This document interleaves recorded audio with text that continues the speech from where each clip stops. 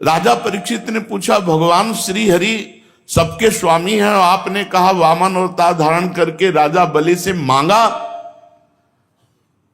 प्रभु मुझे यह बात समझ में नहीं आ रही कि त्रिभुवन के स्वामी होकर उन्होंने मांगना क्या था? उन्हीं की संपत्ति थी, मांगना क्या था? अच्छा चलो मांग लिया, फिर बलि को बांध क्यों दिया? मेरे हृदय में बात जम नहीं रही कि भगवान को पहली बात तो मांगना नहीं, और मांग लिया, उन्हीं की संपत्ति थी, फिर बांधा क्यों? उसने तो सब दे दिया, फिर बलि को बांधा क्यों? मेरा बड़ा कौतूहल हो रहा है हृदय में कि भगवान के द्वारा निरपराध को बंधन में डालना, ये दोनों संभव कैसे हुआ, ये हम जानना चाहते हैं। श्री सुखदेव जी ने कहा, परीक्षित, जब इंद्र ने बलि को पराजित करके उनकी संपत्ति छीन ली और प्राण भी ले लिए,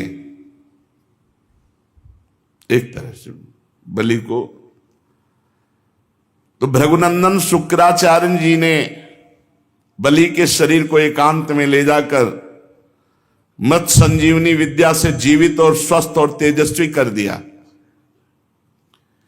इस पर शुक्राचार्य जी के शिष्य महात्मा बलि ने अपना सर्वस्व उनके चरणों में चढ़ा दिया। तन मन से गुरु जी की सेवा, गुरु के आश्रित परीक्षित, जो अपने गुरु के आश्रित और गुरु की सेवा परायण है, वो पूरे विश्व पर विजय प्राप्त कर सकता है। बड़ी महिमा है गुरु सेवा की।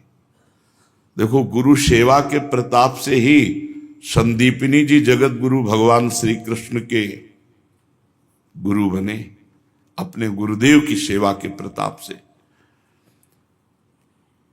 बलि जी समझ गए कि हमारे गुरुदेव का कृपा प्रसाद, देवराज इंद्र का पद अवश्य वापस आ जाएगा। शुक्राचार्य जी बहुत प्रसन्न हुए देख करके पूर्ण समर्पण बलि का। गुरु क्या देखते हैं? पूर्ण समर्पण। मन, बुद्धि, चित्त, अहंकार, ये आज्ञा पे चले गुरु के, बस इतना ही गुरुदेव चाहते हैं। ये रुपया, पैसा, भोग सामग्री, वस्तुएं, इसका महत्व अगर गुरुजनों के चित्त में है तो उन्होंने अभी तक प्राप्त क्या किया? इससे थोड़ी खुश होते हैं कि नहीं, आप आज्ञा उल्लंघन करो, खूब हलवा पूड़ी खवाओ तो प्रसन्न थोड़ी होंगे। आज्ञा का पालन कर रहे हो, इसी से खुश हो जाते हैं। बलि का महाभिषेक विधि से अभिषेक कराकर विश्वजित नामक यज्ञ करवाया शुक्राचार्य जी ने। जब यज्ञ की विधि से हविष्यों के द्वारा अग्नि देवता की पूजा की गई तो यज्ञ कुंड में सोने की चद्दर से मढ़ा हुआ एक सुंदर रथ निकला। जब शुक्राचार्य जी ने यज्ञ करवाई तो बलि जी के सुरक्षा के लिए एक दिव्य रथ प्रकट हुआ और कवच, और हरे रंग के घोड़े, सिंह के चिन्ह से युक्त रथ पर लगाने की ध्वजा। प्रहलाद जी ने देखा कि गुरु शुक्राचार्य जी बहुत प्रसन्न हैं और बलि के लिए यज्ञ से दिव्य घोड़ा और कवच, तो उन्होंने एक माला प्रदान की। अब प्रहलाद जी जैसे कृपा करें तो भला विजय क्यों नहीं हो जाएगी? गुरु शुक्राचार्य कृपालु, मंत्र बल से देवता अग्नि, उन्हीं से रथ प्रकट हुआ। प्रहलाद जी ने एक ऐसी माला दी जो कभी कुम्हलाए ना, और माला गले में पड़ी तो कोई पराजित नहीं कर सकता। शुक्राचार्य जी ने शंख दिया, पूरा स्वस्ति वाचन कराए। बलि जी ने प्रहलाद जी के चरणों में प्रणाम किया और भृगुवंशी गुरुदेव को दाहिने करके रथ पर सवार हुए, कवच धारण किया।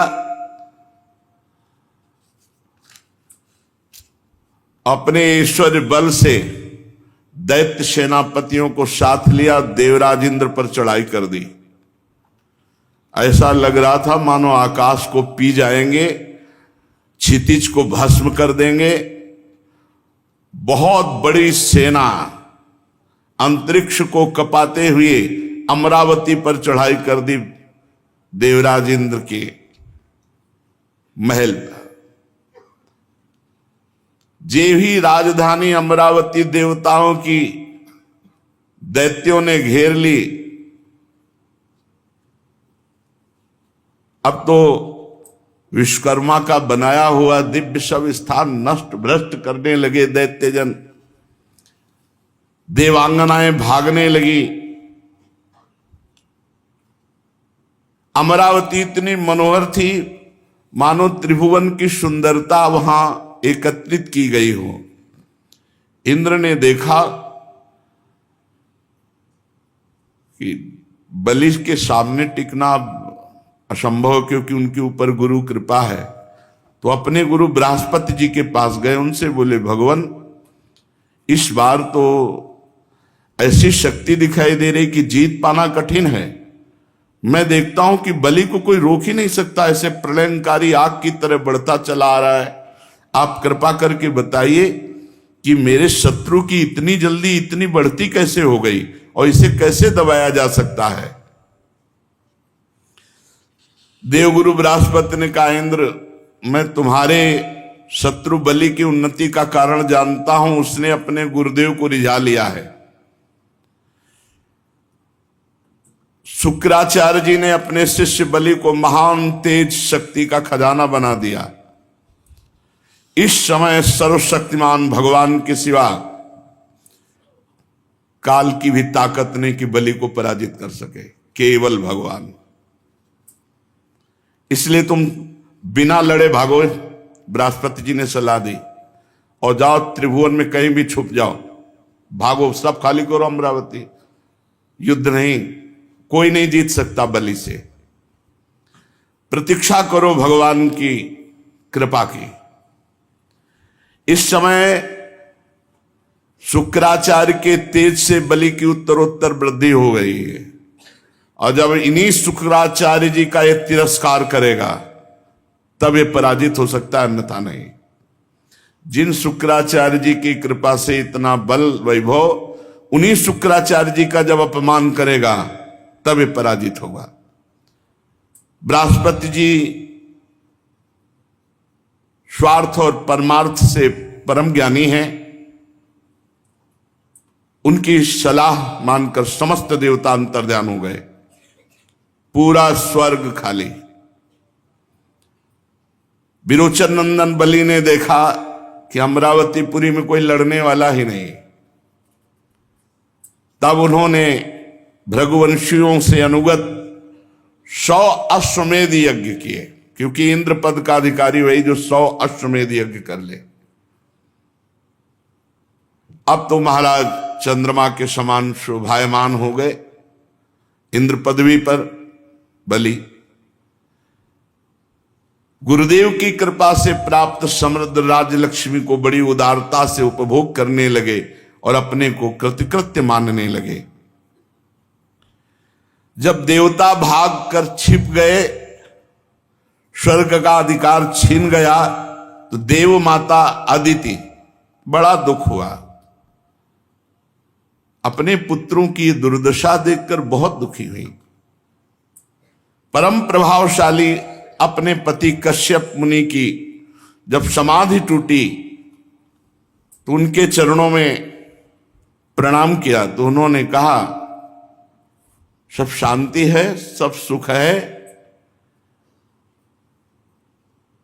अदिति जी ने विधि पूर्वक पूजन किया और कहा प्रभु काल विपरीत है, कोई भी हमारा पुत्र सुख पूर्वक नहीं है, सब भागे घूम रहे त्रिभुवन में छुपे हुए। इस समय अमरावती पर बलि का अधिकार है। हमारा कुटुंब पूरा उजड़ गया, हमारे प्रियजन सब उद्विग्न हैं।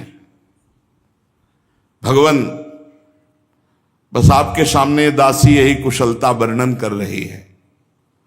मैंने आज तक कभी किसी का तिरस्कार नहीं किया, इसीलिए मैं देव माता कही जाती हूं। और आप जैसा महान तपस्वी मेरा पति हो और फिर मेरे पुत्रों को ऐसा दुख हो, प्रभु कोई उपाय कीजिए जिससे मेरे पुत्रों को पुनः स्वर्ग प्राप्त हो। इस प्रकार आदित्य जी ने जब कश्यप जी से प्रार्थना की तो विस्मित होकर बोले, बड़े आश्चर्य की बात है, भगवान की कैसी प्रबल माया है। जब बात करो तो पंचभूतों से बने हुए इन्हीं शरीर की, पुत्र की, घर की, भगवान की किसी को परवाह नहीं। अरे प्रकृत से परे आत्म तत्व की कोई चर्चा नहीं करता। अरे समझो ना, यहां कोई किसी का पति है, ना पुत्र है, ना तो संबंधी है, ये मोह ही नाच नचा रहा है। प्रिय, तुम संपूर्ण प्राणियों के हृदय में विराजमान अपने भक्तों के दुख मिटाने वाले भगवान श्री कृष्णचंद्र वासुदेव की आराधना करो। जो चाहोगे वो प्राप्त हो जाएगा। भगवान श्री कृष्ण की आराधना कभी व्यर्थ नहीं होती, इसके सिवा कोई उपाय नहीं है। अदिति ने पूछा, उपासना का स्वरूप क्या होगा? मेरे मनोरथ की पूर्णता होनी चाहिए, आप उपदेश कीजिए, मैं वो नियम धारण करूंगी। मैं बहुत दुखी हूं, मुझे ज्ञान नहीं, मेरे पुत्र स्वर्ग पर विराजमान हो, मैं देखना चाहती हूं, मुझे आराधना बताइए, क्या आराधना करनी, मैं देव माता हूं। कश्यप जी ने कहा, देवी, भगवान को प्रसन्न करने के लिए जिस व्रत का उपदेश वो मैं तुम्हें बता रहा हूं, ये फागुन के शुक्ल पक्ष में 12 दिन तक केवल दूध पीकर किया जाता है। और जो कामना करे उस कामना की पूर्ति हो जाएगी। 12 दिन तक इसे पयो व्रत कहते हैं। इन व्रतों में बड़ी सामर्थ्य है। अमावस्या के दिन शूकर की खोदी हुई मिट्टी उसको लावे और अपने शरीर को मलकर नदी में स्नान करे। उस समय ये मंत्र पढ़ना चाहिए, त्वं देव्यादि वराहेण रसायाः स्थानमिच्छता उद्धृता से नमस्तुभ्यम पापमानम में प्रणाशय। संस्कृत ना आवे तो हिंदी से, हे देवी, प्राणियों के स्थान देने की इच्छा से वाला भगवान ने रसातल से तुम्हारा उद्धार किया था। हे पृथ्वी देवी, तुम्हें नमस्कार है, तुम मेरे पापों को नष्ट कर दो। ऐसा कहते हुए और सुअर की खोदी हुई मिट्टी से पूरे शरीर को मलकर फिर नदी में स्नान करें।